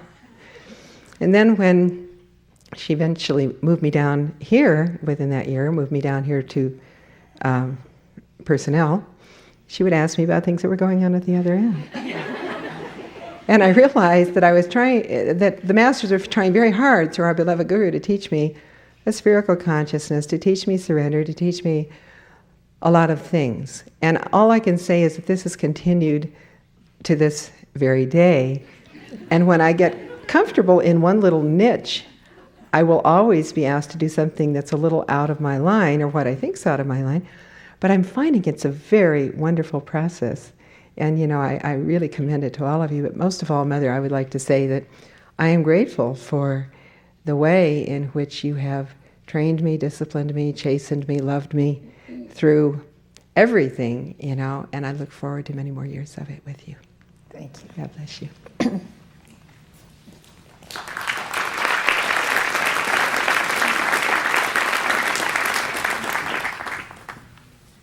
Good evening, Mother. I just like to witness to a couple of things before I actually tell my story about the chastening love of the Guru. One of the things I would love to recommend to everyone that my husband and I are presently doing right now is Mighty Victory's calls, all of them, 2202 to 2204. If you have something you're specially praying for, if you're praying for children of the planet, if you're praying for the people you love, I would highly recommend those victory calls. They give you something that is very, very special, and it's a very special dispensation that Mighty Victory has given all of us, so I would recommend taking advantage of those calls. The second thing I'd like to witness to is we recently wrote Al Moria a letter about a personal matter, and to show you his great love, he answered us. And I won't tell you exactly what he said because it's a personal matter, but my reaction was, that's just what I love about Al Moria. He is not only loving, but he is practical. His answer was not only the most loving answer, it was also the most practical. He thought about every angle. And you can't go wrong asking him a question. You want to know if you really want to know something, ask Al Moria. He will give it to you just like it is, and he has it with full love. So take advantage of that. Don't be afraid to ask him your deepest questions or something you might think is silly, but it's not. He won't treat it that way. He treats it with utter love and respect. So I recommend that. He's pretty smart, isn't he? He's very smart. If you've never had a good dad, he is the best dad there is, truly. Well, I knew you had not expected that answer. You wouldn't have dreamt it in 1,000 years. That's true. I know. That's very true. But you know what? I was absolutely in bliss with it. I mean, I just love Al Moria. I love it when he gives those kind of answers. It's truly one of those Buddhic answers. What I would like to relate to you, though, is an incident that I had when I was working with Mother on her publication team. And I'd kind of like to read what I put down because it really came from my heart. And I know it came from my Mighty I Am Presence and my Christ Self, as well as Lanello, and as well as Guru Ma and El Moria. So if you will bear with me, I'd like to read what I actually wrote. What I remember most about the chastening power of the Guru is its mercy and its transformative power. So it's not just mine to have, it's for everyone to have. So I was working on Mother's publication team in '89 with a fellow worker. She and I were answering the phones and word processing some timely work. We had a fax machine and a telephone. And I remembered telling my fellow worker how to work the phone and the fax so that if Mother called, she wouldn't get the fax sound in her ear. Well, the phone rang, and my fellow worker picked up the phone, and the fax kicked in. And whoever it was that called got the fax sound in their ear. About 30 seconds later, the phone rang again. This time, I answered the phone, and it was Mother calling. She asked who she was speaking with, and I told her. And then I received the fire from Master, which really was deserved, but I thought, of course, my fellow worker should have received it instead of me.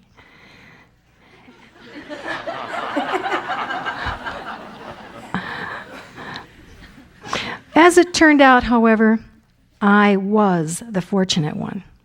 Later that day, Mother called back and asked me if I was all right, because I got a lot of fire. And I said I was fine. Then she told me something very important and very exciting that I had probably waited to hear for centuries. She said that the reason I received that much fire from the Master, even though it didn't match the act, was because certain cycles had come up for my life stream whereby the Master could take from me a certain block of karma because of my service. She said that this karma was ancient. She said the Master was able, by the precise timing of cycles, to take it from me, and I would never have to experience it again. Needless to say, I was profoundly grateful. Through my years of service on staff, I have received many blessings and graces in the chastening fires of the Guru. When the Guru chastens you, he is expressing his highest love for your soul, and he's desiring for you to come up higher and give greater service to the world. The chastening is the ultimate sacrifice of the Guru. He lays down his life, his fire, for the sake of his friends. It is the one-pointedness of cosmic purpose that goes beyond all mortal knowing. It is given in the spirit of joy and the spirit of victory. To me, the chastening fire of the Guru is the bridge that forges a link between what we call mortal knowing and the all-knowing of God. And I will tell you, you can't give up too much. You can't surrender too much. You can't forsake anything too much to have that chastening fire and to have the presence of the messenger where you are. You should want to be near the messenger to receive that chastening fire. You should not avoid it. You should run to it because it will save you for immortal life. And I wanted to thank Mother, El Morya, Lanello, and all the Ascended Masters who have patiently been with me throughout the years that I've been on staff. And I ask for forgiveness for anything where I have not resolved any of my problems with you or the Ascended Masters, and ask that I might be taken on as your chela. And I am so grateful for what you have given us all here throughout the world. And we will forever be grateful and will forever love you. Our love, too, will never die, no matter what. I want to tell you that the measure of your love will determine the level of chelaship on the ladder of going from here to our ascension. The quality of your love is what will elevate you higher and higher until you are right there at the door of the ascension. So examine the quality of your love and be sure that it is always selfless. Thank you. Good evening, everybody. When I first heard about tonight's meeting and requested people to think about witnessing, I thought, well, I've had plenty of chastening, and I don't think I've ever really felt the transformation. But then after listening to your lecture today and thinking back of all the years on service, especially when I first came on staff and I was running Montessori International High School, and just about maybe once a day or every other day, you struggled with my substance, and you would chasten me for one thing or another, and sometimes I could never figure out what it was for, almost to the point where I'd say, if I'm so bad, why is she keeping me here? Because all these things would come out, and I've realized that you were struggling to get me to a point where I could then start dealing with my own psychology. And there were 2 points in reference to when we were in the high school. Sometimes some little thing would happen. I would think it was a little thing, and Moria, and I would get chastened quite severely and could never figure it out. And as you explained, the chastening is for many things that you don't see. And as I got to be more, to learn more about myself and get rid of some of my fear, and my vibration changed, I remember doing something that I was sure I was going to be sent on the next bus to somewhere. It had to do when we were closing the school and we were writing a letter to the students and their families. And I had been trying to get this draft done and work through it, and you had said something via somebody else that it was okay, and have Edward look at it, and it was okay, and the letter went out, and I hadn't sent you the final draft to look at. And so my colleague comes in and says, "Mother wants you on the phone right now." And I thought, okay, I've done my best. I've given my all. God, if I have to get fired, I'll get fired. I've been fired before, and I came back to work the next day, and it was okay. But this time, I figured this is it, and I thought, I gave everything I have, and I'll just take it. And I called you, and you picked up the phone, and you said, it's okay. The letter was fine. And you were so sweet. And I was expecting to get, this is it. I'm creamed. I'm done for, sign off planet Earth, leave the path. And it only goes to show how much love you have, and it's also to the vibration. By that point, I had worked through a lot of things, and we could work together, and I had seen where my fears were and various things. And so I'll never forget that. You never know when and how the teaching and the love will come, and it comes at the unexpected times, because that's when you need it. That's when you need it most. When you're expecting it and you've worked all through it and you understand your test and realize where you failed, then I sense you don't need it at that point, because you've learned from that. And I just want to say that I'm very grateful that you have struggled with me all these years. And I admit, there are times when I'd say I don't want to pick up the phone, because I just didn't feel like I could handle it at that time. But you've given me strength. You've helped me with my psychology. And in indirect ways also, you used to always ask me, "How's your mother?" I thought, why is she asking me how my mother is? She doesn't even know my mother.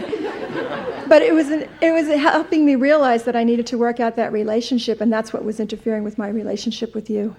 And I look forward to working many more years with you, and taking the chastening and the love. And like for many of us, there's the time when you say, "I love you," and it just melts everything. And I treasure those times that I have had when you have done that. And I want to let you know that I am your chela, and want to continue to be so, and Moria's chela also. Thank you, Mother. Beloved Bapu, beloved Mother, I am so grateful and have so much joy in my heart. I will have to rely on the notes that I made this morning to get through this, because it's such an important opportunity for me. Yes, I have felt the chastening fire of the love of El Moria through you, and I'm sure many other masters, many times, in many, many ways, for many reasons. 2 decades ago, when I first found the teachings, I served and lived with you, as I'm sure you well remember, in Pasadena and at the ashram, helping take care of your family, doing domestic chores, cooking, washing, ironing clothing, taking care of children. Consequently, I had an opportunity to have meals that flopped and dark socks that got in with light loads and a lot of recipes for catastrophe. And as I've been listening this evening, I always, or ever since these things happened and I received the fire for things that in some cases were really pretty awful, I knew even at the time that wasn't what I was receiving the fire for. It was the density of my human consciousness, the complete yinness as we understand now, my diet and upbringing, and also my youth and late lackadaisical attitude. I was 24, 25 years old at the time and had been a mother since I was 20 and really hadn't gotten it yet.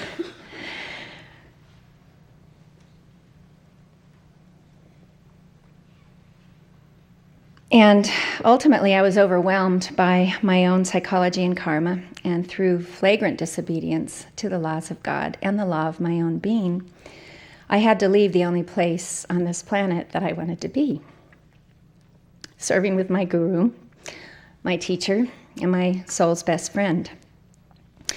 El Morya said in his dictation last Thanksgiving, some of you have heard the gate slam. Well, I heard the gate slam.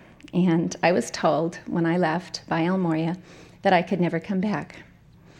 And when the only place you want to be on the planet is Camelot, the Camelot of our hearts, and you have to resolve with that, it's a profound initiation.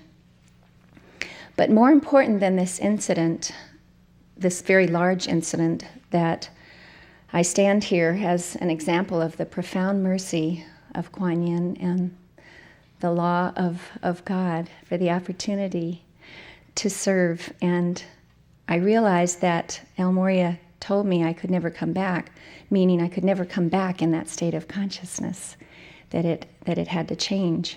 But it took... And also that you could never come back to Camelot because we were leaving Camelot. Very, very good point, which had never occurred to me. Yeah, he waited all this time for you to figure out that koan. I love cones, koans. But most importantly now, and I don't dwell on this anymore at all, it's such a past lifetime that seems so ancient that I only bring it up as an example of the tremendous mercy of opportunity. And I've come to realize the true inner value of this relationship that we have the opportunity to have with you and with El Morya and with all of the masters. And that is that God has endowed you with the gifts of discernment and the vision of our souls of who we really are, as you once said to me. You see us in our full glory, in our intended richness as sons and daughters of God, and you know our worth, and you hold that vision for us no matter what we do, all these silly things that we do. And your chastisements and El Morya's chastisements come from the place where that power of God can illumine us so that we can get free of all this substance. I'm realizing that much of what I wrote down as I realized that this was an opportunity for me to bear witness to this tremendous, profound love has been spoken tonight already, for the most part, in much better ways. But I realize that one of the great gifts that I've been given is being able to increasingly observe my own life through your eyes, and therefore through the eyes of my Christ self, to whom much of my life I've been a stranger. I've had blessing of the increments of my soul returning home through our soul retrievals and also through specific guidance that you have given me, where I can look at the patterns in this and other lives and see how many times I've shot myself in the foot right at the point of a possible profound victory. And even though I realized that the family I came from was tremendously dysfunctional, I've come to realize that I chose that childhood, and my continuing pursuit to resolve the psychology has helped me to realize that we do this so that we can be as strong, and you've said this to us, we can be as strong as we possibly can so that we can fulfill our divine plan. And the plan that God has for us. I've known that I've had a very specific mission in this life since I was about 6 years old. And when I was 10, I got this thing in my craw that I was going to go to Russia and save the people from communism. And I had it all planned out. I was going to get a job, babysitting, doing whatever I had to do, and save all my money and buy a 10-speed bicycle and ride across America and catch a boat and go across the Atlantic Ocean and ride across England and go across the English Channel and end up in Europe and ride across and get to the Iron Curtain, which at 10 years old I visualized as this great big Iron Curtain, and somehow sneak over the top and go in and tell the people in Russia they didn't have to live under communism. I send a special love to the people in Moscow who are tuned in tonight, because it's the realization of a personal dream. I never knew how I would really save people from communism until I found this teaching. And I was living on Maui and came to visit my parents in San Diego after having known that there were messengers, having run into the I Am books, found the I Am books, and question came in my head is, where is the current messenger? If the Ballards existed and they made their ascensions, there must be a messenger. God wouldn't leave us without a messenger. And it was a very short time after that that I saw a poster of you on a telephone pole in San Diego. And the voice within me said, that's her. She's the messenger for the Great White Brotherhood. And then it was just a matter of days till I could find a way to get up to Santa Barbara, to the Mother House where I heard my first dictation. How could I possibly know all that would ensue in the last 22 years, Mother? After seeing that poster, all I knew is that in that face I saw the instrument of my salvation and how I was going to get through what seemed at the time a real conundrum. I know you're the greatest friend my soul has ever had, and that you and beloved Bapu have saved my soul, and I feel certain that I would not be in physical embodiment today if I had not found you and El Morya and this teaching. I've spent a lifetime and probably many lifetimes looking for love in all the wrong places. That you've been willing to lay your life on the line that we might know our true selves, get back on track, learn about our psychology, overcome the aspects of it that have been the albatrosses around our necks for so many lifetimes is such a profound example to me. And I pray that I may continue to receive the blessings of the most important relationship a soul can have. And I welcome anything and everything that you have to show me and teach me. I know that when I hear your voice in my own heart and mind, that I'm getting that much closer to understanding my own Christ self and my own relationship to God.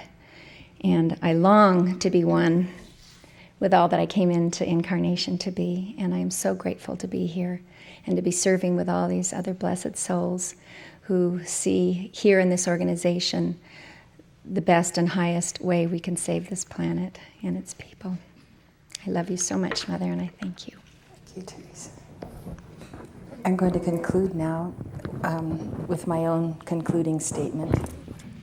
And this statement is what El Morya gave to me so that I could tell you why I am so intense about chastening you. It's because I know something that you don't know. And he wants me to tell you this, that I know that everything that is negative in this world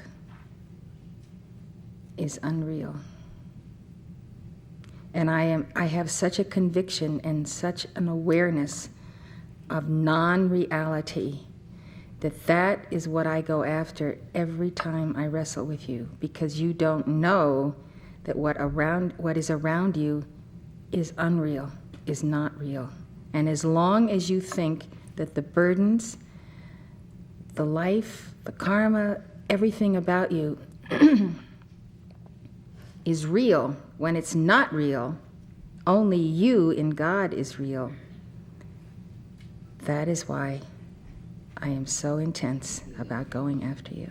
You must know that we are in a plane of unreality, and we have to know that so that we don't lean on the notion of our own unreality.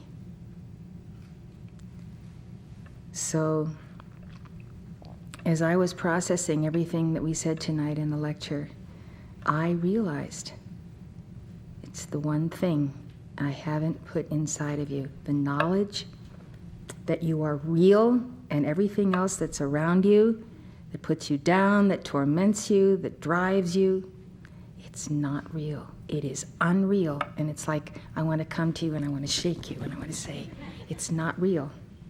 This thing you think is real is an illusion. And when you know that, you will walk out of this Maya universe into your kingdom with God. That's the message of the chastening of the Guru. That's what it's all about. That is the point. That is the core. That is it. And if you go around thinking that any part of you in this flesh is real, you're going to spend a lot of time down here. Our reality is God. It's not all this other stuff. And when you think it's all this other stuff, I have to jump in there and tell you. And that's the way it is. And I'm going to keep doing it. I'm going to keep doing this because I see this. I see this point.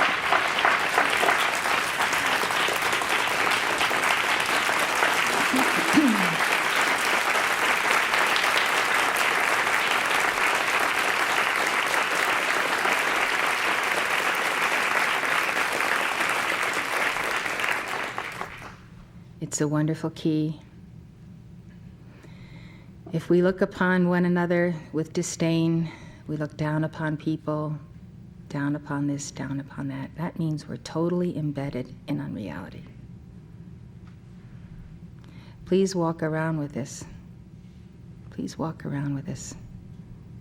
Keep thinking about it. It's not real.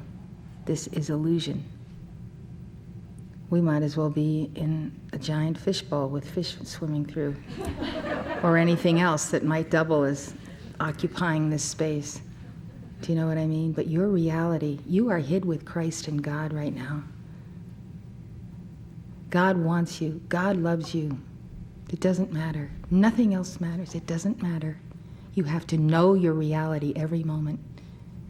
And you have to go after that unreality with such a vengeance that it'll just flee, just disappear. That's how we literally walk into the kingdom and how we get there through the mind of Christ.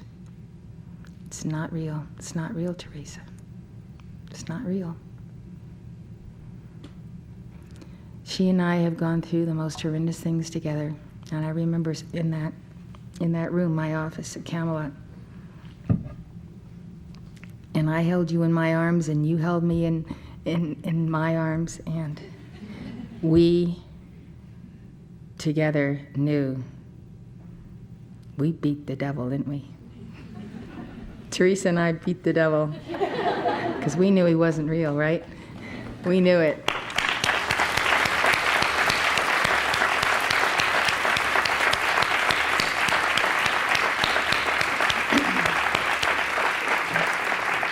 Let's not waste time talking, chattering, doing this and that. Let's get on the road. Let's bring the message around the world. Let's go for it. Let's not waste our time thinking all this stuff is real. It's not real. You are real. Your crystal cord is real. Your threefold flame is real. Your mighty I am presence is real. That's who you are. That's who we are. And the rest of it, I think this planet is going to be a far better place because we walk it with that knowledge. It's true, isn't it? People don't know they're living in Maya, so how can they get anywhere? It's double, triple Maya. They're into the soaps are into fake people, everything is Maya. Okay, I'd like to give a concluding invocation. Beloved, mighty I am presence from the heart of God and the great central sun, bold to lighting into the cause and core of all Maya. Shatter it now, shatter it now, shatter it now. Bolts, blue lightning, you have no power, your day is done. Blaze, blue lightning for the mind of God. Blaze, blue lightning for the mind of God. Blaze, blue lightning from the mind of God. Blaze the power of God. Fuzz right into the cause and core of all human nonsense. Fuzz right into the cause and core of it. Bolts of lightning penetrate through. Blaze the power of the Godhead. Bolts of lightning, we command you, Almighty God, to purge the earth of all unreality. Purge it of Maya. Save the children. Bolts of lightning, cut free our youth. Bolts of lightning, that the fire and the blue lightning of the mind of God bring the victory to this church and every light bearer, worlds without end.